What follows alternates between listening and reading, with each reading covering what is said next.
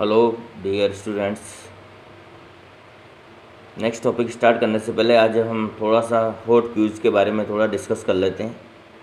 कुछ बच्चों ने मुझे व्हाट्सएप पे अपने डाउट्स पूछे थे, उनको आज थोड़ा क्लियर कर लेते हैं।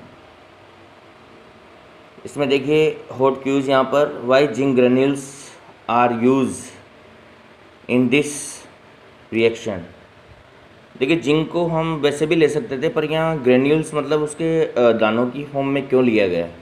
देखिए जब हम ग्रेन्यूल्स को बड़े अमाउंट में लेते हैं तो वहाँ केमिकल रिएक्शन स्लो होती है, और केमिकल रिएक्शन को फास्ट करने के लिए उसकी रिएक्शन की सरफेस एरिया बढ़ाना ज़रूरी होता है। और सरफेस एरिया बढ़ाने के लिए हम छोटे छोटे दाने उसके लेते हैं, छोटे छोटे ग्रेन्यूल्स उसके लेते हैं।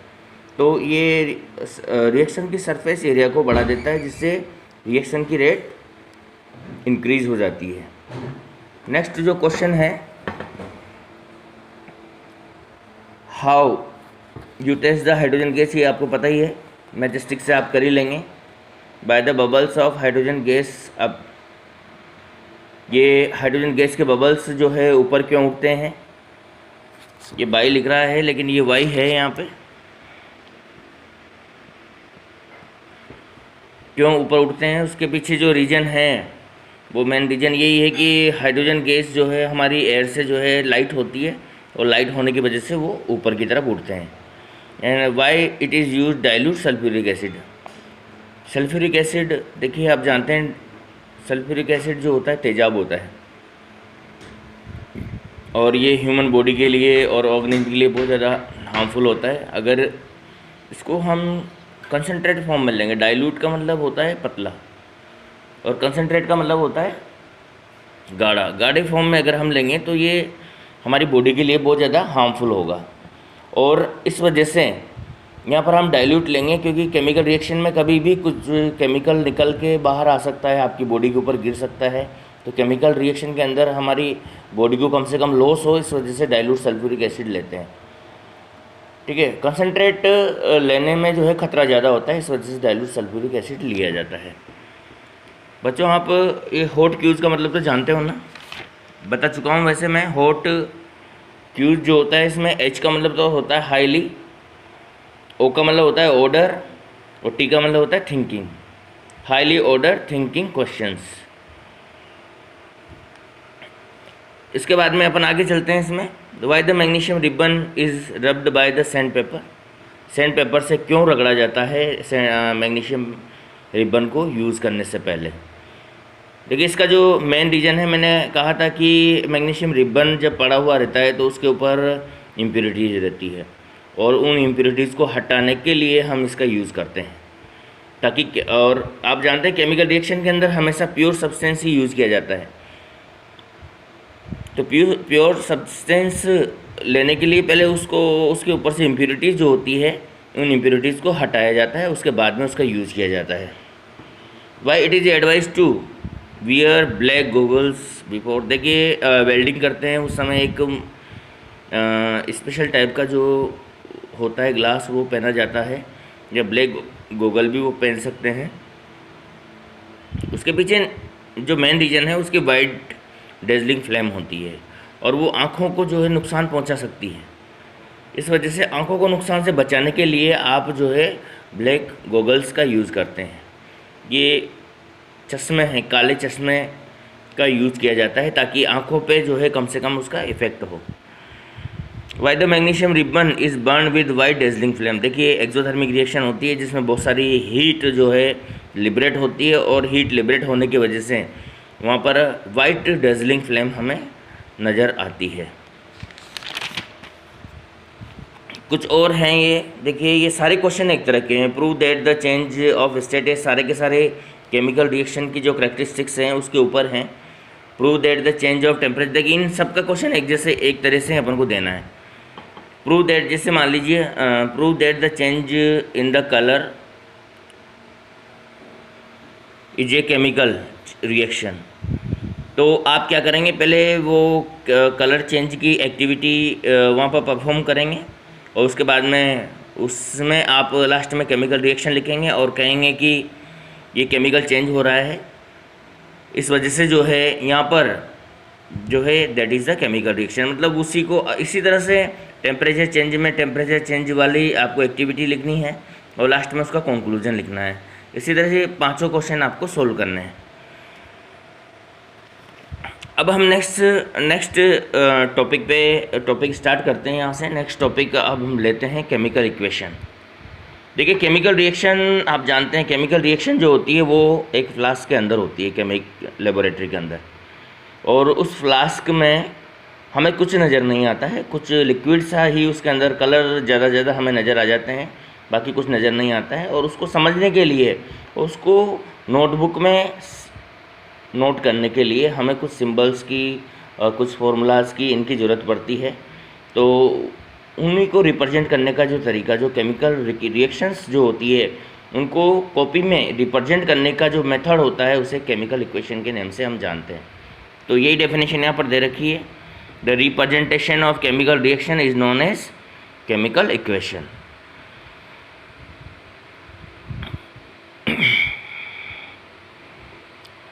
chemical equation link together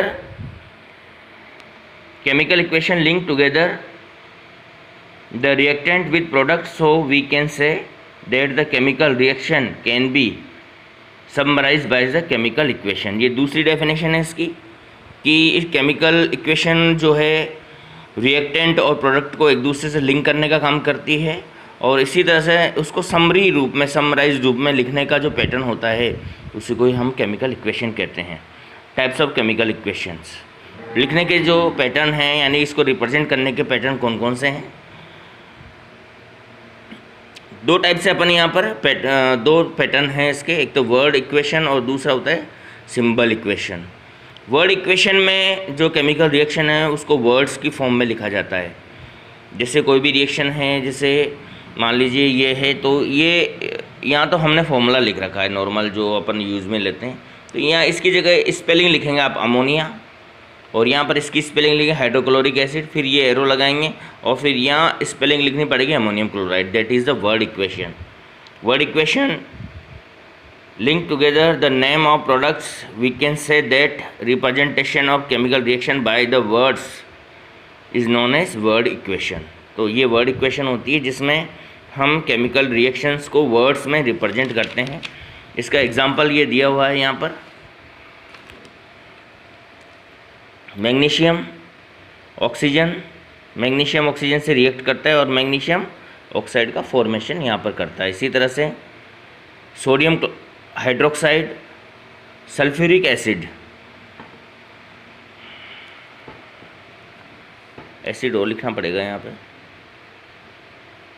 sulphuric acid और सोडियम सल्फेट बनता है और वाटर यहाँ पर रिलीज होता है। तो इस तरह का रिप्रेजेंटेशन जो होता है उसको हम वर्ड इक्वेशन के नेम से जानते हैं, यानी कि वर्ड की फॉर्म में लिखना।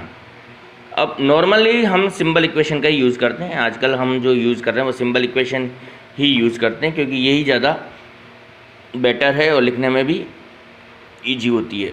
देखिए 9th क्लास में आपने सिंबल्स पढ़े थे और उन्हीं सिंबल्स का हम यहाँ पर यूज़ करते हैं। सिंबल से हम केमिकल फार्मूला बनाते हैं उनकी वैलेंसीज के हिसाब से, और फिर उसको सिंबल्स में यहाँ पर प्रेजेंट करते हैं। ये वाली जैसे ये वर्ड इक्वेशन है, इसको अगर सिंबल में रिप्रेजेंट करना होगा तो कैसे करेंगे अपन, मैग्नीशियम का Mg लिखेंगे, ऑक्सीजन का O लिखेंगे, O2 लिखेंगे, और जो रिएक्शन होगी MgO, मैग्नीशियम ऑक्साइड जो अपने वर्ड में लिखा था यहाँ पर मैग्नीशियम ऑक्साइड, उसका फॉर्मूला यहाँ पर आप लिखेंगे। इसी तरह से सेकंड जो एग्जांपल है, सोडियम हाइड्रोक्साइड को NaOH लिखेंगे, सल्फ्यूरिक एसिड है यहाँ पर HCl दे रखा है तो हाइड्रोक्लोरिक एसिड लिखेंगे HCl, और इससे बनेगा NaCl और water, sodium chloride and water. तो यहाँ पर हम सिंबल का यूज़ करेंगे, तब जाके हमारी ये सिंबल इक्वेशन होगी। इसको लिखने के कुछ स्पेशल रूल्स होते हैं, और उन्हीं रूल्स की अपन यहाँ पर बात करेंगे, कौन कौन से रूल्स हैं।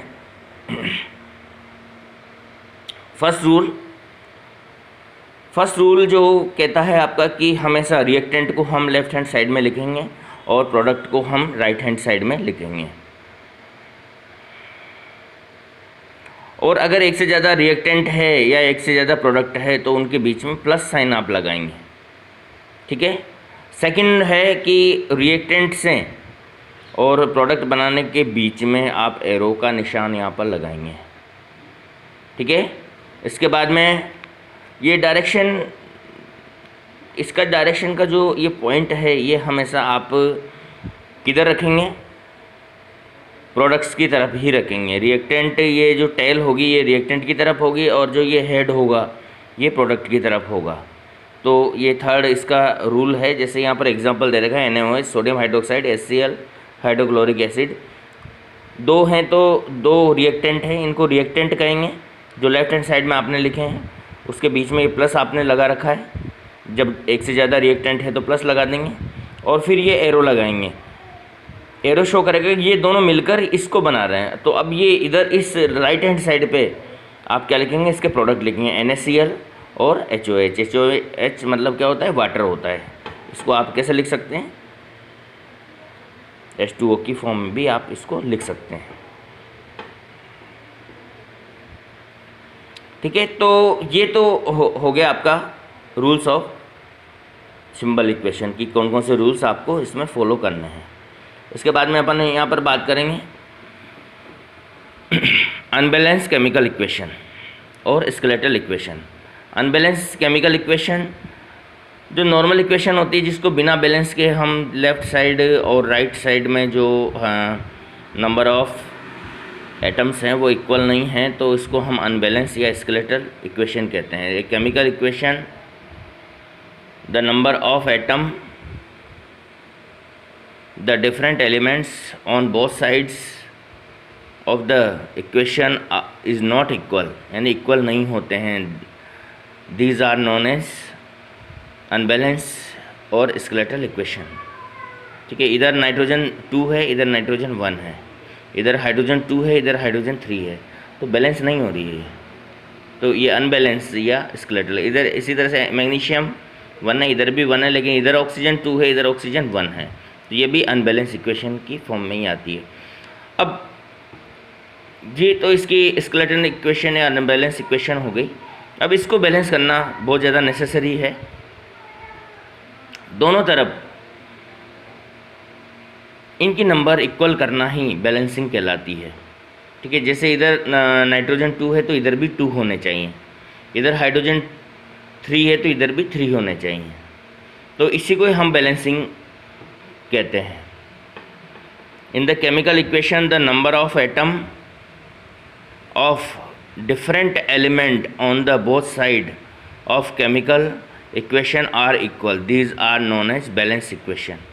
अब बैलेंस करना क्यों ज़रूरी है, क्या ज़रूरत है बैलेंस करने की,